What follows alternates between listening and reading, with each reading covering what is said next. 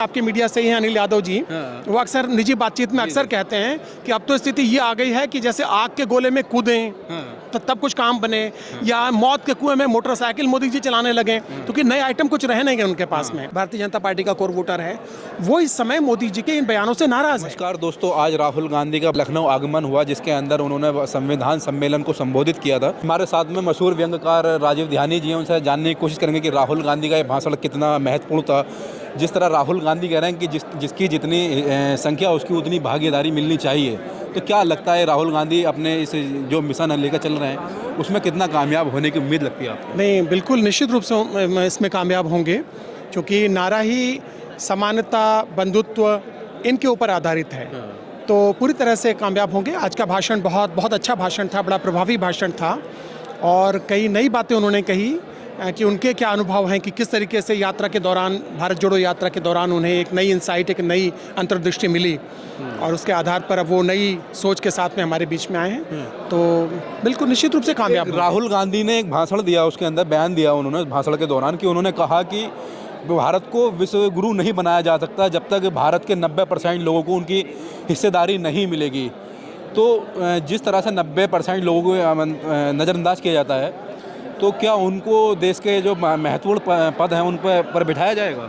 नहीं, जाहिर है। वही उन्होंने कहा कि हम जो वो स्कैनर की बात कर रहे हैं, एक्सरे करने की बात कर रहे हैं, वो यही कह रहे हैं कि एक बार पता तो चले कि देश में स्थिति क्या है।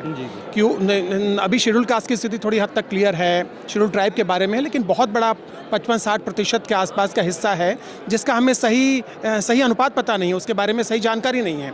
और ये जो जानकारी ली जाएगी वो सिर्फ जातियों की जानकारी नहीं ली जाएगी, जातियों के साथ में उनका बैकग्राउंड क्या है उसकी जानकारी ली जाएगी, वो किस तरह के पेशे में इन्वॉल्व है ये जानकारी ली जाएगी।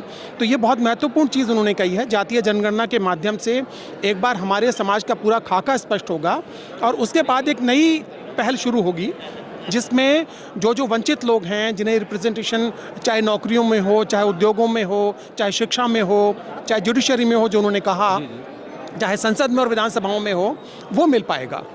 तो ये बड़ा महत्वपूर्ण कदम होगा सामाजिक न्याय की दृष्टि से। सर, जिस तरह से राहुल गांधी ने आज अभी कहा प्रधानमंत्री मोदी जी प्रधानमंत्री नहीं बनने जा रहे हैं, और 180 से ऊपर भारतीय जनता पार्टी या एनडीए गठबंधन नहीं जा रहा है, तो इंडिया गठबंधन जब 180 हैं और बहुत सारे दल उसके अंदर नहीं है, एनडीए उसके अंदर नहीं है, इंडिया गठबंधन कितनी सीटें की उम्मीद लग रही है आपको? नहीं, हमें लग रहा है कि जो कुछ बच जाएगा वो सब इंडिया होगा। इसलिए होगा क्योंकि 2024 में जब ये लूज़ कर रहे होंगे, अब देखिए जब जहाज़ डूबने लगता है ना, तो उसके बाद जो समझदार लोग हैं वो निकल के भागते हैं उसमें से। तो हमें तो ये अभी लग रहा है अडानी अंबानी जी की तरफ जो मोदी जी का इशारा था, ये कहीं उसी की तरफ तो नहीं गए? नहीं, वो सिर्फ ध्यान भटकाने की बात थी कि हम अपने जो एजेंडा हमारा है सामाजिक न्याय को लेकर के, जातीय जनगणना को लेकर के, तमाम दूसरे विषय, नफरत कम कैसे हो, मोहब्बत की दुकानें कैसे खुलें, उन सबसे भटकाने के लिए था। तो वो उनकी एक टैक्टिक्स होती है, और कई बार ये भी रणनीति होती है कि जो आरोप हम पर लग रहा है वो आरोप हम दूसरे पर लगा दें, लेकिन वो 1-2 दिन में फुस कर जा रहा है। इधर हो ये रहा है कि मोदी जी हर दिन एक नया नैरेटिव क्रिएट किया करते थे, बाकी पूरा विपक्ष उसको रिस्पॉन्ड किया करता था। नैरेटिव 2-4, 10 दिन, 15 दिन, 1 महीने, 2 महीने चलता था। अभी उस नैरेटिव की जो लाइफ है, शेल्फ लाइफ है, वो बहुत कम हो गई है। एक दिन भी पूरा नैरेटिव चल नहीं पा रहा है। मीडिया बहुत कोशिश कर रहा है, उनका जो बिका हुआ मीडिया है, आप लोग तो अच्छे मीडिया से आते हैं, लेकिन जो गोदी मीडिया है वो बहुत कोशिश कर रहा है ये कि उस नैरेटिव को लंबा खींचा जाए, लेकिन एक तो वो चल नहीं पा रहा है। वो नैरेटिव चूँकि बहुत घटिया है, उसमें कोई दम नहीं है, इसलिए अपनी हिम्मत मत। साल से एक ही चूरन कब तक खाते रहेंगे? बिल्कुल सही बात है। देखिए, हमारे एक सीनियर हैं, तो उनका ये कहना है कि जब मदारी अगर एक किसी मोहल्ले के अंदर आए और हर बार वही नाटक दिखाए, वही करतब दिखाए, तो लोग उससे ऊब जाते हैं।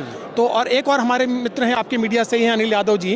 वो अक्सर निजी बातचीत में अक्सर कहते हैं कि अब तो स्थिति ये आ गई है कि जैसे आग के गोले में कूदें तो तब कुछ काम बने, या मौत के कुएं में मोटरसाइकिल मोदी जी चलाने लगे, क्योंकि नए आइटम कुछ रहे नहीं गए उनके पास में।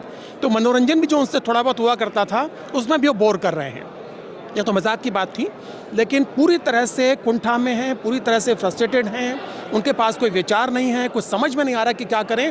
और ये उनकी बौखलाहट, ये उनकी झल्लाहट, ये जो अल्ल-बल्ल बोल रहे हैं, ये दिखाई दे रहा है इससे बहुत साफ तौर पर कि राहुल जी सही कह रहे हैं। अगर राहुल जी का 180-85 हो सकता है, चूँकि राजनीतिक व्यक्ति हैं, मैं उसको अगर बढ़ाऊंगा तो मैं 210-20 तक ले जाऊंगा, लेकिन ये हार रहे हैं, ये तय है इस बात।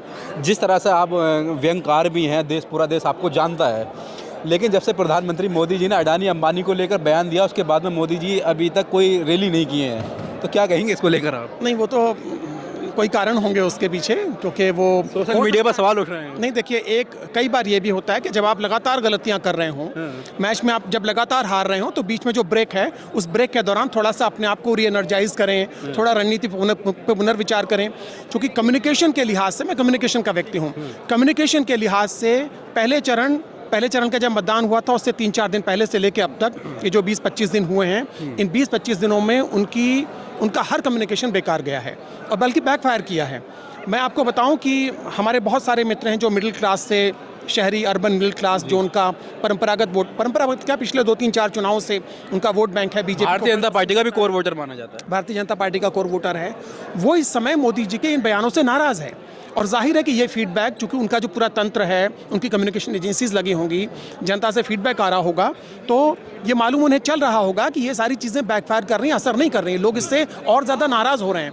इसलिए मुझे लगता है कि 1-2 दिन का उन्होंने थोड़ा रणनीतिक ब्रेक लिया होगा।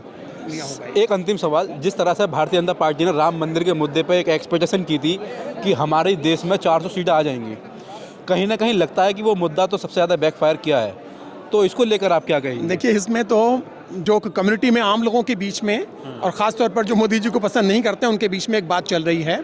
वो नैरेटिव ये चल रहा है कि जिस तरह से अशुभ मुहूर्त में, मुहूर्त ना होने के बावजूद किया गया, शंकराचार्यों को और पूरे हिंदू धर्म के जितने जो बड़े आचार्य थे, चारों शंकराचार्य नहीं आए, उनको एक तरह से अपमानित किया गया।